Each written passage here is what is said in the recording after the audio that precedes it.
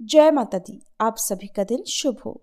प्रिय श्रोताओं, आज गुप्त नवरात्रि का 5वां दिन है और आज के दिन महाविद्या माँ छिन्नमस्ता की पूजा का विधान है। और आज की इस वीडियो में आप माँ छिन्नमस्ता की कथा के अलावा माँ भगवती के 5वें स्वरूप माँ स्कंद माता की कथा भी सुनेंगे। आइए पहले जानते हैं महाविद्या छिन्नमस्ता की महिमा के बारे में। तंत्र शास्त्र में महाविद्या छिन्नमस्ता की उपासना करने से समाज में मान सम्मान प्रसिद्धि मिलती है। पूर्वी भारत जैसे पश्चिम बंगाल, झारखंड और उत्तर प्रदेश के अलावा नेपाल आदि देशों में इनकी विशेष रूप से पूजा की जाती है। छिन्नमस्ता महाविद्या की पूजा में अगर कोई कमी रह जाती है तो वह विपरीत फल देने वाली होती है। यही कारण है कि आम लोगों के लिए इनकी साधना को उपयुक्त नहीं माना गया है। देवी छिन्नमस्ता की पूजा करने से मनुष्य को समाज में सम्मान और प्रतिष्ठा मिलती है, साथ ही सुख और समृद्धि का वरदान भी मिलता है। देवी अपने साधक को ज्ञान, समृद्धि, विजय, स्वास्थ्य और धन का आशीर्वाद देती हैं। महाविद्या छिन्नमस्ता की पूजा उन लोगों के लिए बहुत प्रभावशाली है जो बांझपन या ऋण से संबंधित या यौन रोग से संबंधित समस्याओं का सामना कर रहे हैं। माँ छिन्नमस्ता की पूजा व्यावसायिक हानि से उबरने में भी सहायता करती है। माँ छिन्नमस्ता की पूजा करने से समृद्धि, स्थिरता और लंबे जीवन के साथ साथ और भी अनगिनत लाभ होते हैं। देवी छिन्नमस्ता को माता चिंतपूर्णी का स्वरूप माना गया है। शिव पुराण और मार्कंडेय पुराण में इस बात का वर्णन मिलता है कि देवी छिन्नमस्ता ने राक्षसों का संहार कर देवताओं को उनसे मुक्त कराया था। देवी छिन्नमस्ता चिंतपूर्णी माँ का स्वरूप है, इसलिए इनकी पूजा कई अर्थों में उनके भक्तों के लिए फलदायी होती है। चिंता को हर कर देवी अपने भक्तों के सभी संकटों को भी दूर करती हैं, साथ ही सभी प्रकार की सिद्धियां भी प्रदान करती हैं। देवी का इसलिए व्रत करना और उनका विधि विधान से पूजन करना बहुत ही शुभ फलदायी रहता है। माँ छिन्नमस्ता अपने गले में हड्डियों की माला धारण करती हैं। उनके कंधे पर यज्ञोपवीत है। देवी छिन्नमस्ता की नाभि में योनि चक्र पाया जाता है। देवी की आराधना गुप्त नवरात्रि के अलावा दीपावली के दिन से करना बहुत शुभ माना जाता है। इनकी पूजा शुक्रवार के दिन भी की जाती है। माँ के प्रादुर्भाव की कथा इस प्रकार है कि एक बार भगवती भवानी अपनी सहचरी जया और विजया के साथ मंदाकिनी में स्नान करने के लिए गईं। स्नान करने के बाद भूख से पीड़ित होकर वे कृष्ण वर्ण की हो गई। उस समय उनकी सहचरियों ने भी उनसे कुछ भोजन करने के लिए मांगा। देवी ने उनसे कुछ समय तक प्रतीक्षा करने के लिए कहा। थोड़ी देर प्रतीक्षा करने के बाद सहचरियों ने जब पुनः भोजन के लिए निवेदन किया, तब देवी ने उनसे कुछ और देर प्रतीक्षा करने के लिए कहा। इस पर उनकी सखियों ने देवी से विनम्र स्वर में कहा कि माँ तो अपने शिशुओं को भूख लगने पर बिना देरी किए भोजन प्रदान करती हैं, आप हमारी उपेक्षा क्यों कर रही हैं? अपने सहचरियों के मधुर वचन सुनकर कृपामयी देवी ने अपने खड्ग से अपना ही सिर काट दिया और इस प्रकार कटा हुआ सिर देवी के बाएं हाथ में आ गिरा। उनके कबंध से रक्त की 3 धाराएं प्रवाहित हुई। उन्होंने उनमें से 2 धाराओं को अपनी दोनों सहचरियों की ओर प्रवाहित कर दिया, जिसे पीकर वे दोनों बहुत प्रसन्न लगी और तीसरी धारा का देवी स्वयं पान करने लगी। तभी से देवी छिन्नमस्ता के नाम से प्रसिद्ध हुई। देवी छिन्नमस्ता का स्वरूप अत्यंत विभत्स और भयंकर है। देवी अपने एक भुजा में अपना स्वयं का कटा हुआ शीश और दूसरी भुजा में खड्ग धारण करती हैं। उनके गले से रक्त की 3 धाराएं प्रवाहित होती हैं और देवी का कटा मुख और डाकिनी तथा वर्णिनी नामक 2 परिचारिकाएं उन रक्त धाराओं का पान करती हैं। देवी छिन्नमस्ता गुड़हल के पुष्प के समान लाल वर्ण की हैं। उनकी आभा और कांति कोटि कोटि सूर्य के समान है। उन्हें नग्न अवस्था में अस्त व्यस्त केशों के साथ दर्शाया जाता है। देवी छिन्नमस्ता को 16 वर्ष की कन्या के रूप में चित्रित किया जाता है, जिनके हृदय के समक्ष एक नील कमल सुशोभित है। देवी मंगलसूत्र के रूप में सर्प तथा अन्य आभूषणों के साथ कटे हुए नरमुंडों की माला धारण करती हैं। ये थी महाविद्या छिन्नमस्ता की कथा। अब सुनिए स्कंद माता की कथा। देवासुर संग्राम के सेनापति भगवान स्कंद यानी भगवान कार्तिकेय जी की माता होने के कारण इन्हें स्कंद माता के नाम से जाना जाता है। ये देवी शक्ति और सुख का एहसास कराती हैं। स्कंद माता सूर्य मंडल की अधिष्ठात्री देवी हैं। इसी कारण इनके चेहरे पर तेज विद्यमान है। इनका वर्ण शुभ्र है। भगवान स्कंद को बाल रूप में गोद में बिठाए हुए ये देवी वात्सल्य से ओतप्रोत हैं। माँ की उपासना के साथ ही भगवान स्कंद की उपासना स्वयं ही पूर्ण हो जाती है, क्योंकि भगवान बाल स्वरूप में सदा ही अपनी माँ की गोद में विराजते रहते हैं। भव सागर के दुखों से मुक्ति पाने के लिए इससे दूसरा सुलभ साधन कोई नहीं है। स्कंद माता कमल के आसन पर विराजमान रहती हैं, इसलिए इन्हें पद्मासना देवी भी कहते हैं। इनका वाहन भी सिंह है। इन्हें कल्याणकारी शक्ति की अधिष्ठात्री भी कहा जाता है। इन देवी की 4 भुजाएं हैं। दाईं तरफ की ऊपर वाली भुजा से इन्होंने भगवान स्कंद को गोद में पकड़ा हुआ है। नीचे वाली भुजा में कमल का पुष्प धारण किया हुआ है। बाईं तरफ ऊपर वाली भुजा में वर मुद्रा में है और नीचे वाली भुजा में कमल का पुष्प है। देवासुर संग्राम में तारकासुर नाम के दैत्य का वध करने के लिए ही भगवान स्कंद की उत्पत्ति हुई थी। प्राचीन कथा के अनुसार कार्तिकेय जी का जन्म भगवान शिव और देवी पार्वती से दूर सरकंडे के एक वन में हुआ था। उस बालक के 6 मुख थे। उस वन में कृतिकाएं रहती थीं। कृतिकाओं को जब वह 6 मुख वाला बालक मिला तब उन्होंने उसका पालन किया था। इसी वजह से बालक का नाम कार्तिकेय पड़ गया। भगवान शिव और देवी पार्वती से दूर रहकर वह बालक अब बड़ा होने लगा। कृतिकाएं बहुत अच्छी तरह से बालक का ध्यान रखती थीं। एक दिन शिव जी को अपनी संतान के बारे में पता चला। संतान के बारे में जानकारी मिलते ही शिव जी ने अपने सेवकों को तुरंत ही सरकंडे के वन में भेजा और बालक को लेकर आने के लिए कहा। शिव जी के दूत वीरभद्र, विशालाक्ष, शंभुकर्ण, नंदीश्वर, गोकर्णाश, दधिमुख आदि सरकंडे के वन में पहुंचे और कृतिकाओं के साथ कार्तिकेय स्वामी जी को लेकर शिव जी के पास वापस लौट आए। कार्तिकेय जी कैलाश पर्वत पर पहुंचे तो सभी बहुत प्रसन्न हुए। शिव जी और देवी पार्वती ने बालक को गले से लगाया और उसे बताया कि तुम हमारी संतान हो। शिव जी पार्वती जी ने कार्तिकेय को परिवार का महत्व समझाया और परिवार के साथ ही समाज की भलाई के लिए काम करने की सीख दी।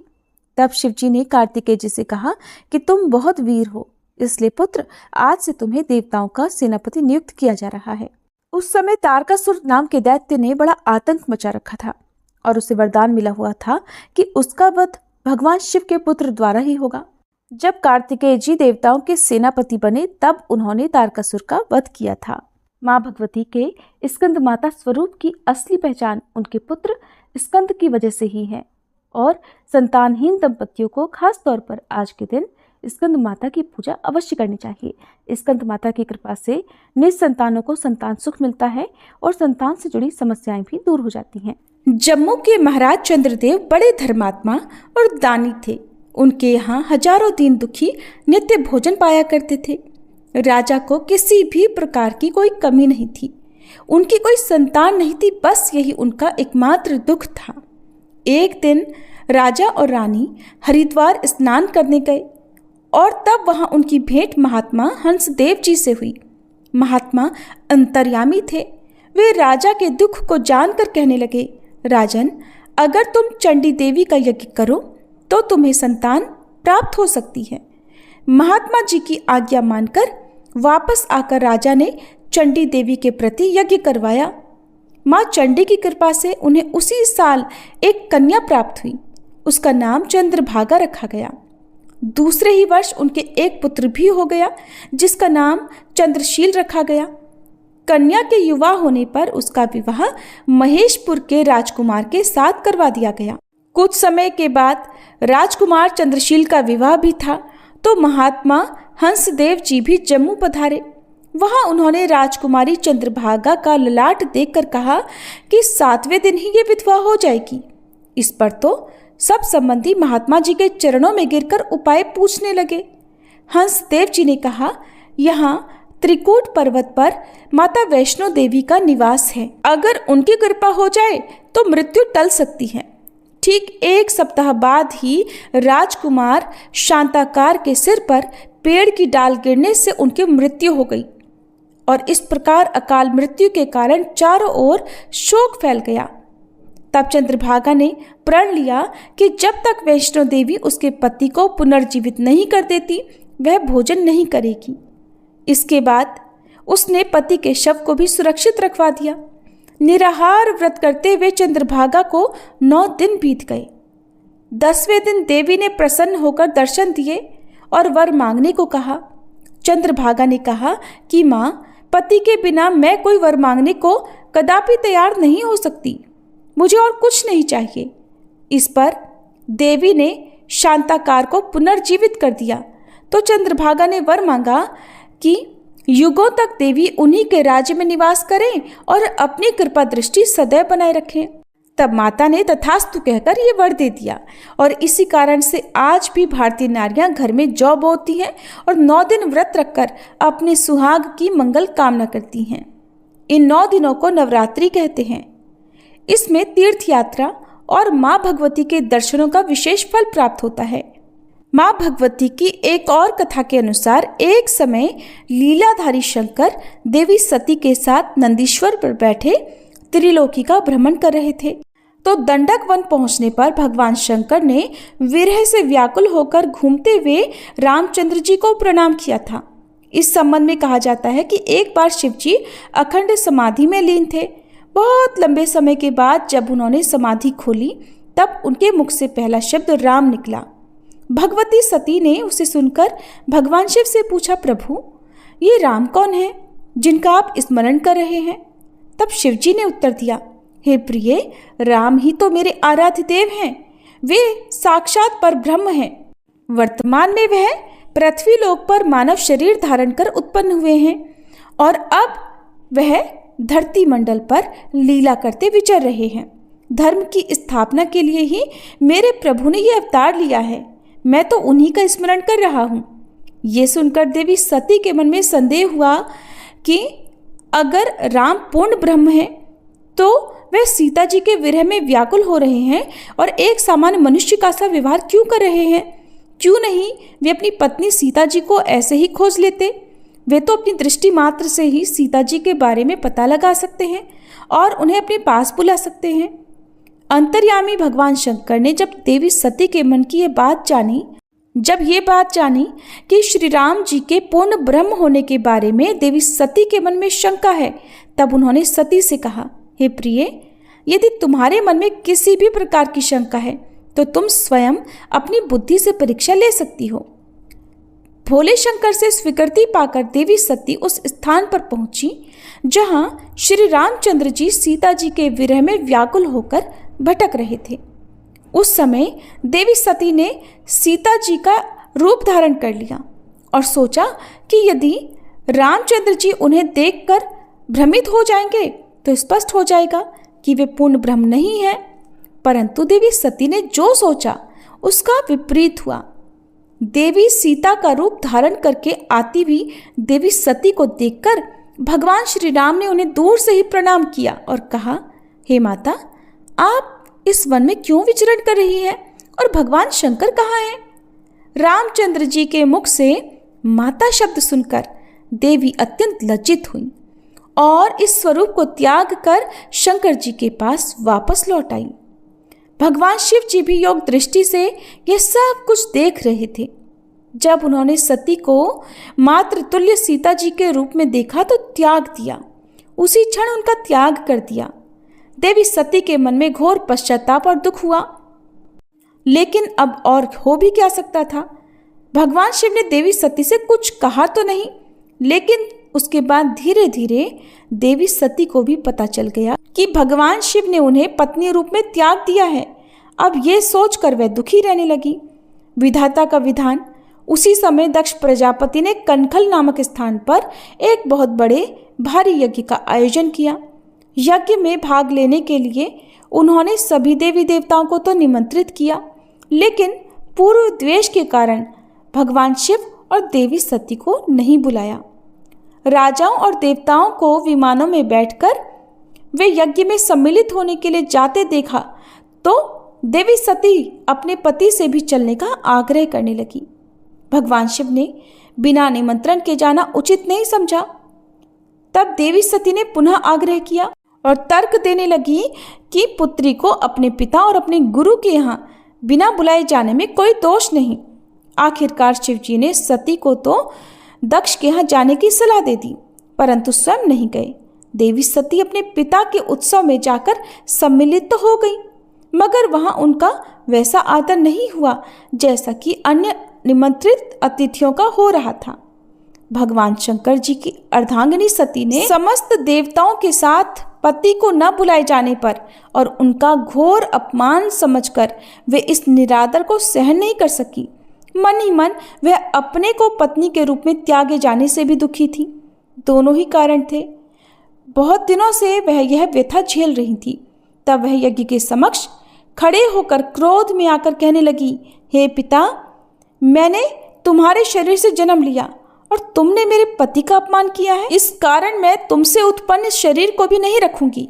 अतः यज्ञ में अपने पति का भाग भी न देखकर तुरंत ही देह त्याग देने का संकल्प कर उसी यज्ञ कुंड में गिरकर अपने प्राणों की आहुति दे दी और इस प्रकार देवी सती हवन कुंड में कूद पड़ी। यज्ञ में हाहाकार मच गया और सूचना महादेव जी को भी प्राप्त हुई। परिस्थितियों को देखकर महादेव जी को रौद्र रूप धारण करना पड़ा। उन्होंने तुरंत ही अपने गणों को आज्ञा दी कि यज्ञ को तहस नहस कर दो और प्रजापति दक्ष का सिर काटकर उसी हवन कुंड में फेंक दो जहां देवी सती का शरीर गिरा है। गणों ने यज्ञ नष्ट भ्रष्ट कर दिया। दक्ष का सिर भी हवन की भेंट कर दिया गया। यह देखकर समस्त देवताओं ने महादेव जी से क्षमा मांगी और उनकी स्तुति की। फलस्वरूप महादेव जी को प्रसन्न कर लिया गया। फिर सबके विचार अनुसार यज्ञ तो पूर्ण होना ही चाहिए था। दक्ष के धड़ के साथ बकरी का सिर जोड़कर उन्हें जीवित किया गया और इसके बाद दक्ष ने बकरे की भाषा में बम बम शब्द का उच्चारण करके ही महादेव जी की स्तुति की, जिससे शिवजी प्रसन्न हुए और वरदान दिया कि अब से तुम्हारी पूजा भी मेरे साथ ही होगी।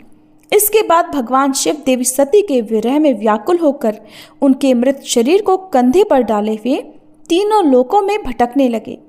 इस स्थिति को देखकर भगवान विष्णु ने चक्र से देवी सती के मृत शरीर के टुकड़े टुकड़े करके गिरा दिए। देवी सती की देह के अंग 51 स्थानों पर गिरे और इन सभी स्थानों को शक्तिपीठ कहा जाता है। पति के अपमान से दुखी होकर अपना शरीर त्यागने के बाद फिर से उन्हीं महादेव जी से विवाह करने के अभिप्राय से देवी ने हिमालय के घर जन्म लिया। अब देवी सती की माता का नाम मेनका था। मेनका सद्गुणी और अत्यंत रूपवान थी। माता के समान ही शरीर का वर्ण उज्जवल होने से उन्हें गौरी और पर्वतराज की कन्या होने के कारण पार्वती कहा जाता। आज भी वह जगत जननी आदिशक्ति और सर्वव्यापिनी के रूप में हमारे देश में, हमारे सनातन धर्म में पूजी जाती हैं। सभी प्रेम से बोलिए, देवी सती की जय। जय अम्बे गौरी मैया, जय श्यामा गौरी, तुमको निश दिन ध्यावत, मैया जी को सब दिन मनावत, हरि ब्रह्मा शिवरी। जय अम्बे गौरी, मांग सिंदूर विराजत, टीको मृग मद को, मैया टीको मृग मद को, उज्ज्वल से दो नैना, निर्मल से दो नैना, चंद्र वदननी को। जय अम्बे गौरी, कनक समान कलेवर, रक्तांबर राजे, मैया रक्तांबर राजे, रक्त पुष्प गलमाला, लाल पुष्प गलमाला, कंठन पर साजे। जय अम्बे गौरी, के हरिवाहन राजत, खड्ग खपर धारी, मैया खड्ग खपर धारी, सुर नर मुनि जन सेवत, सुर नर मुनि जन सेवत, तिनके दुख हारी। जय अम्बे गौरी, कानन कुंडल शोभित, नासाग्रे मोती, मैया नासाग्रे मोती, कोटिक चंद्र दिवाकर, कोटिक चंद्र दिवाकर, राजत समज्योति। जय अम्बे गौरी, शुंभ निशुंभ विदारे, महिषासुर घाती, मैया महिषासुर घाती, धूम्र विलोचन नैना मधुर विलोचन नैना निश दिन मदमाती जय अम्बे गौरी। चंड मुंड संहारे शोणित बीज हरे मैया शोणित बीज हरे। मधु कैटभ दो मारे मधु कैटभ दो मारे सुर भयहीन करे जय अम्बे गौरी। ब्रह्माणी रुद्राणी तुम कमला रानी मैया तुम कमला रानी। आगम निगम बखानी तुम शिव पट रानी जय अम्बे गौरी। 64 योगिनी मंगल गावत नृत्य करत भैरू मैया नृत्य करत भैरू। बाजत ताल मृदंगा बाजत ढोल मृदंगा अरु बाजत डमरू जय अम्बे गौरी। तुम ही जग की माता तुम ही हो भरता मैया तुम ही हो भरता। भक्तन की दुख हरता भक्तन की दुख हरता सुख संपत्ति करता जय अम्बे गौरी। भुजाचार अति शोभित वर मुद्राधारी मैया वर मुद्राधारी। मन वांछित फल पावत मन इच्छा फल पावत सेवत नर नारी जय अम्बे गौरी। कंचन थाल विराजत अगर कपूर बाती मैया अगर कपूर बाती। श्रीमाल के तुम्हें राजत श्रीमाल के तुम्हें राजत कोटि रतन ज्योति जय अम्बे गौरी। श्री अम्बे जी की आरती जो कोई नर गावे मैया जो कोई नर गावे। कहते शिवानंद स्वामी रटत भोलानंद स्वामी सुख संपत्ति पावे जय अम्बे गौरी। जय अम्बे गौरी मैया जय श्यामा गौरी। तुमको निश दिन ध्यावत मैया जी को सब दिन मनावत हरि ब्रह्मा शिवरी जय अम्बे गौरी।